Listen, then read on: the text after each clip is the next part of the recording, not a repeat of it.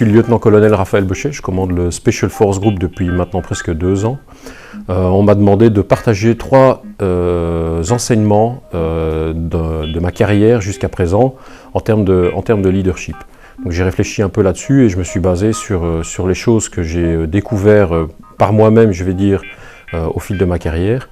Je dirais, comme chef, la première chose, c'est quelqu'un qui a un dossier sans aucune erreur dedans est suspicieux. En ce sens que quelqu'un qui ne commet pas d'erreur est quelqu'un qui ne prend pas de risques. Et ici, en particulier à l'unité, les risques sont pris et sont calculés. Si on prend le cas, par exemple, des entraînements, on va toujours essayer de se poser la question si un entraînement est toujours pertinent. Si c'est la 4e ou la 5e fois qu'on retourne au même endroit pour faire le même exercice, à un certain moment, on n'apprend plus rien. On gagne la même somme d'argent, on fait le même exercice, les nouveaux apprennent quelque chose, mais la masse n'apprend plus rien. À ce moment-là, généralement ici, on va le retirer du programme et on va chercher un exercice qui est plus difficile, qui va confronter les gens à des difficultés. Dans le monde des forces spéciales, généralement, on discute des exercices où les gens ont eu des mauvais scores ou les opérations qui n'ont pas été menées aussi bien qu'elles ne l'auraient été. Et le but est d'aller là-bas pour apprendre. Donc dans ce cadre-là, le processus des lessons learned et lessons identified au sein de l'unité est primordial parce que c'est ce qui nous permet de progresser. Je suis intimement convaincu qu'on ne progresse que de par ses erreurs. Parce que les erreurs, c'est ce qui marque le plus l'homme et c'est ce qui va faire que dans son appréciation, il prendra probablement plus tard, plus rapidement la bonne décision. C'est la raison pour laquelle on confronte systématiquement les opérateurs à un niveau de difficulté de plus en plus élevé. Il y a 2 exemples qui me viennent à l'esprit à ce niveau-là. Le premier, c'est une discussion avec les collègues hollandais qui nous ont dit on a été faire un exercice dans un pays nordique, je ne citerai pas le nom du pays, reconnaissance spéciale en milieu boisé et on a pris, comme on dit, une solide déculottée parce que ça faisait trop longtemps qu'on ne l'avait plus fait. On n'était plus habitué aux techniques, etc. Et honnêtement, on y retourne la prochaine fois parce qu'on ne peut pas rester sur un échec pareil, on doit évoluer et on doit réapprendre nos besoins.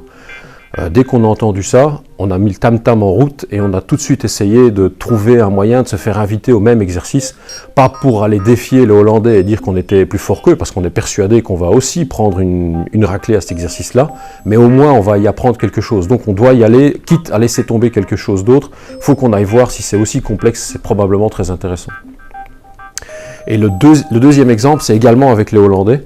Il y a quelques années, on a voulu monter avec eux un Combined SOMTG, donc c'est un Special Operation Maritime Task Group, où en gros on aurait mis en commun des moyens, que ce soit bateau, plongeur, commandement, etc.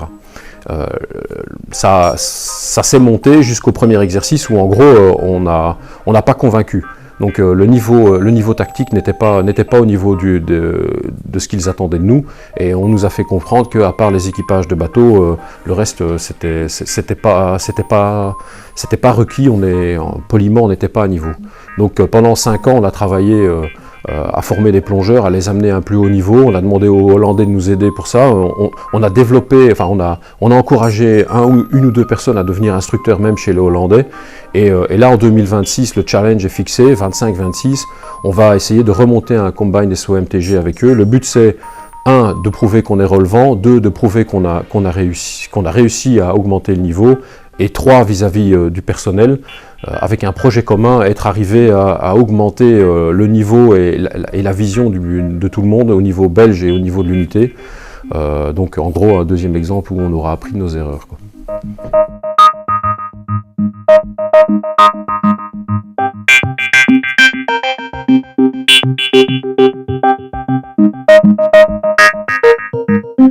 La deuxième chose, c'est en général, le chef n'est jamais aussi fort que l'équipe qui l'entoure. En ce sens que la difficulté pour un chef, c'est de s'entourer de gens qui ont un haut potentiel et qui sont forts. Ça veut dire qu'il faut écarter les médiocres, mais la difficulté n'est pas dans le fait d'écarter les médiocres, la difficulté est dans le fait de déceler dans les faibles où est leur potentiel. Quelqu'un qui est par exemple mauvais en tactique sera peut-être excellent en communication. Le rôle du chef, c'est de déterminer ou de chercher où la personne est forte. Donc au sein de l'unité, quand les gens arrivent, après un certain temps, on va leur donner un projet. Le projet, c'est nous qui allons le déterminer et on va leur demander de travailler sur le projet. On les tient à l'œil. Parfois, le projet n'avance pas parce que la personne ne s'y retrouve pas, parce que c'est clairement pas son domaine, etc. Dans ce cadre-là, on va lui donner un deuxième projet, on va lui enlever le premier projet. L'erreur n'est pas chez l'individu, l'erreur est chez nous, parce qu'on n'a pas décelé le bon potentiel ou c'était pas le bon feeling chez la personne. Il va avoir une deuxième chance et il va pouvoir travailler sur son projet, sur son nouveau projet. Si ça ne marche toujours pas, on va lui enlever le deuxième projet et on va lui demander sur quoi il veut travailler. Et là, il va avoir le choix et il va pouvoir commencer à travailler. Et là, c'est sa dernière chance. Donc à ce moment-là, normalement, il a pu choisir ce qu'il voulait faire en collaboration avec nous. Et généralement, à ce moment-là, les gens commencent à travailler et le plein potentiel se libère. Donc pour moi, le rôle du chef, c'est pas d'avoir la bonne idée.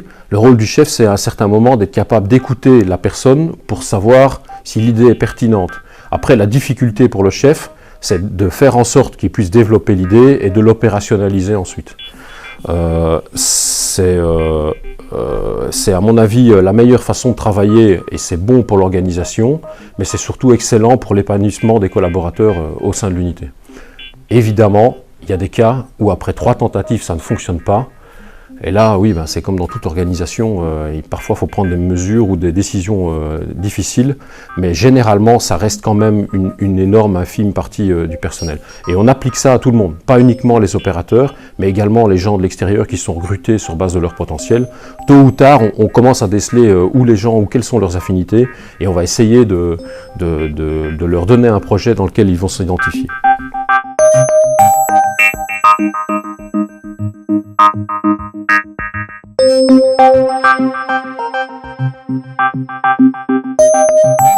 La troisième chose, c'est plus personnel. Je suis persuadé depuis toujours qu'il vaut mieux être faible parmi les forts que fort parmi les faibles. En ce sens qu'il faut choisir la difficulté. Il faut sortir de sa zone de confort et c'est la seule manière d'acquérir de l'expérience. Dans une organisation comme la nôtre et probablement à l'extérieur aussi, il n'y a rien de pire que des chefs qui ont une monoculture. C'est-à-dire des gens qui ont toujours travaillé dans le même pilier. Quand vous allez les mettre ensemble, ils vont vous amener des solutions ou vous forcer à faire des choses qui sont irréalisables.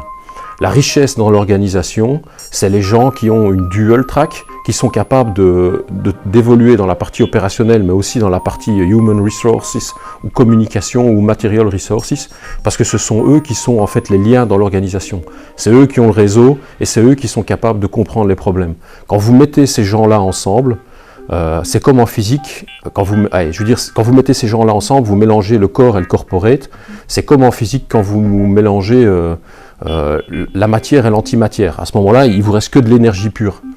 Et donc, quand vous voulez qu'un projet aboutisse, la difficulté, c'est d'aller déceler des gens qui ont une connaissance et un réseau suffisamment bien tissé et important, de les mettre ensemble, de les convaincre du projet et de les laisser travailler.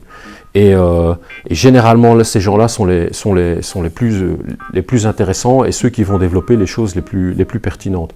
Donc si j'ai un conseil à donner aux jeunes étudiants ou aux étudiants de deuxième cycle, sortez de votre zone de confort, allez voir ce qui se passe à DGMR, à DGHR ou ailleurs, et apprenez ce qui se passe là-bas. Votre avis plus tard n'en sera que plus pertinent et vos décisions n'en seront que plus solides par rapport aux besoins de l'organisation.